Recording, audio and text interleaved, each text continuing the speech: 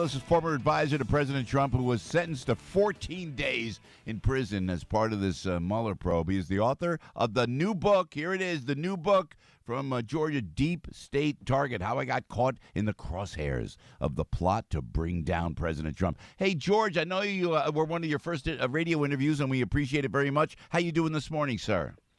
Hey, doing good, Joe. Thanks for having me on. Yeah, man, what a ride that you've been through. Now, you know, you are the son of Greek immigrants, and you made your way to the top of the policy world as an advisor to Ben Carson and Donald Trump. But just by way of background, can you remind us what your role was during the presidential campaign, George?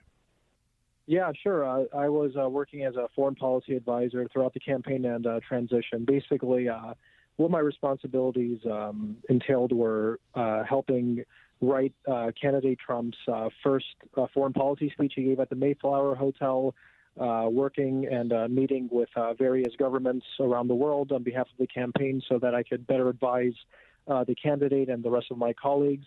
And what I ended up doing was I couldn't introduce Trump to any other leader except the Egyptian president during the UN General Assembly. So that's basically what I was doing on the campaign in transition up until the FBI got involved in my life, and the rest is history, as they say. I know, man. How did you get caught up in the Mueller probe, George? Oh my God, it's and that's what the entire book is dedicated to revealing. Basically, what happened was the British and the Australian governments, in coordination.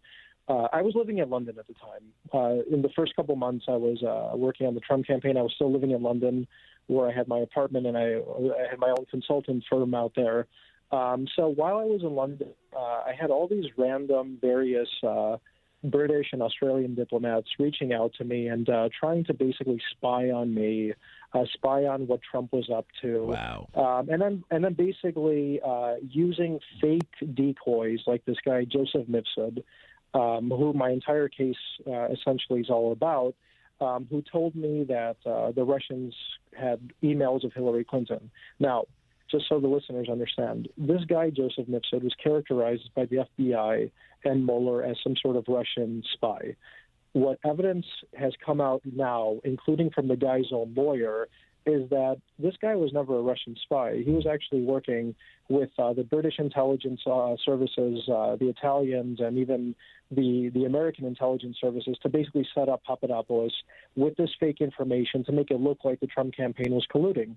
So basically, to summarize, my entire case and what this entire hoax is all about is about Western intelligence countries like the UK, Australia, even Italy, which has recently been revealed, working together with the Obama administration to set up Trump guys.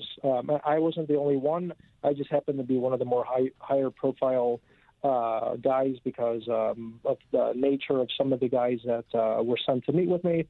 But fortunately, as the book explains, that this whole fabricated case around me couldn't stand up to the facts or scrutiny, and that's why after people started to dig into my case a little more closely, things weren't adding up. And that's what I'm doing with my book. On my book tour, I'm kind of explaining why my case never actually added up, why this entire Russia case was a hoax, and just telling the truth and letting America decide for themselves.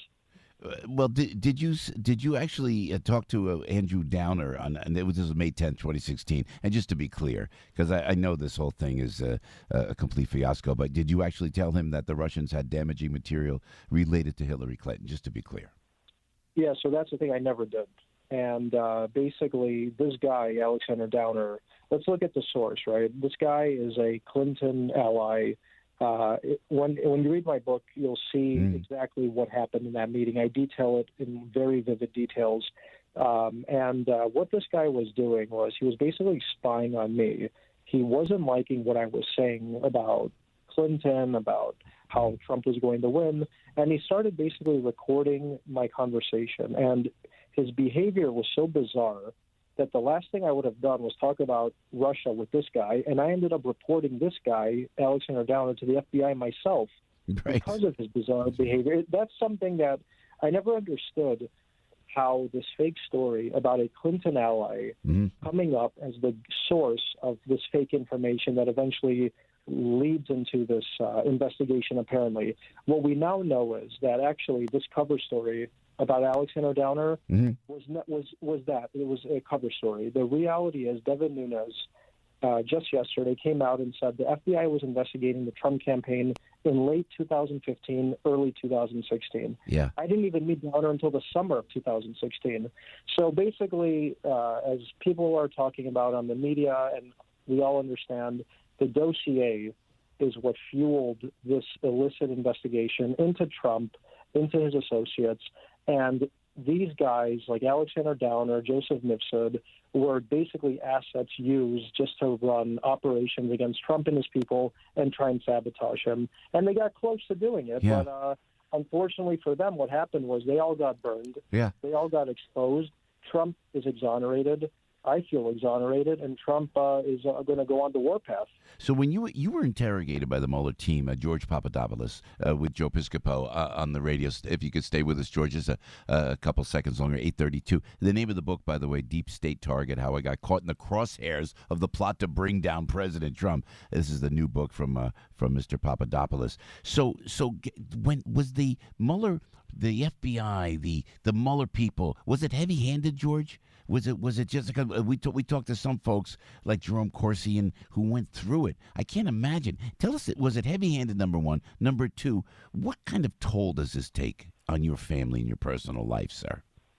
Oh, my goodness. These are great questions. Well, let's get to the first one. The first one is, imagine, I want everyone listening, imagine you're finishing a beautiful vacation with your girlfriend at the time. That's what I was doing. My girlfriend's from Italy. Yeah. We were spending a beautiful vacation, just getting to know one another. It was the beginning stages of our relationship.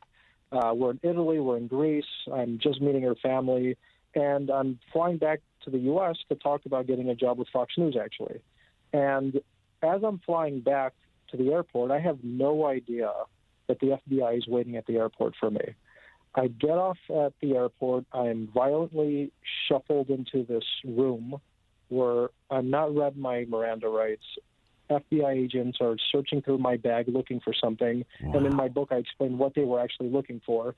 I'm not told what is going on, except that this is what happens when you work for Trump, and this is what happens when you don't tell us everything about the Russians. Now, that was complete nonsense. They said this to you? Russians. George, they said this to you? They said those words? They said those words. I quote them in my book. I'm then shuffled in some black SUV, taken to a detention center.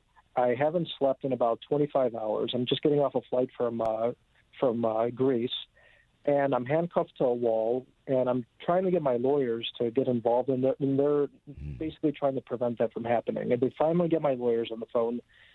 They don't know what to charge me with. They take me to a detention center where I'm thrown in a cell. I still don't know what's going on, by the way, with two inmates. I haven't slept now for about 30 hours. They put me then the next day in front of the judge, and I finally learned that I'm being charged with lying to the FBI and obstruction of justice. Wow. And later I figured out that they were trying to charge me as working as an agent of Israel, which is another crazy part of my story that it's really difficult to explain probably in the short time we have now, but it's all in my book. And so that's that part. And of course, these guys were not pleasant. They were just trying to beat my brain in and force me to say various things that just weren't true, basically just to get Trump at the end. Fortunately, I stood my ground. I didn't crack, and I'm glad I didn't. Now, about the personal toll, obviously, I couldn't travel for 2 years.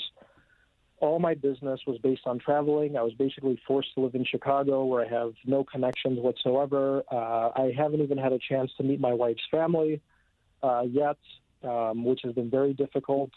So the personal toll has been, some of the hardest part of this entire thing. And it's even worse when it's compounded with the fact that this was an entire hoax. Yeah, I can't. It's so we're feeling for you, man. And now the name of the book, George Papadopoulos, Deep State, a Deep State Target, and now about just what happened with this Mueller probe. It just won't go away. Everybody's exonerated. What is your feeling? How the Democrats just won't let hold of this thing? Don Jr. was talking about the tinfoil conspiracy guys, you know. Yeah. And I have to echo his sentiment. Whoever's still propagating and talking about the Russia collusion, now that the facts are all on the table, they're just, I mean, they're pretty, they're wacky. You know, I can't even characterize them as like congressmen or whoever these people are going on TV, because the evidence is stacked up against them, but they're still like pulling at some sort of invisible straws that don't exist. So I don't know what's going to happen. I'm just, I'm looking forward to actually testifying to the Senate at the end of next month, now that it's obviously clear there was no collusion. So I'm looking forward to actually giving Congress some pretty interesting answers that they might have about some of the reality, which I tried to explain earlier. George, great conversation. This is the book, Deep State Target. Thanks for taking the time and spending so much time with us this morning, George Papadopoulos. Listen, come back anytime, man. All the very best. Hey, I appreciate it, man. It was really great talking to you, and I hope you enjoy the book. Thanks so much for your time. Thanks, George. George Papadopoulos, fascinating in the United States of America, the 21st century. You might want to check the book out. George Papadopoulos. The name of the book is Deep State Target, How I Got Caught in the Crosshairs of the Plot to Bring Down President Trump. 8:37 with Joe on the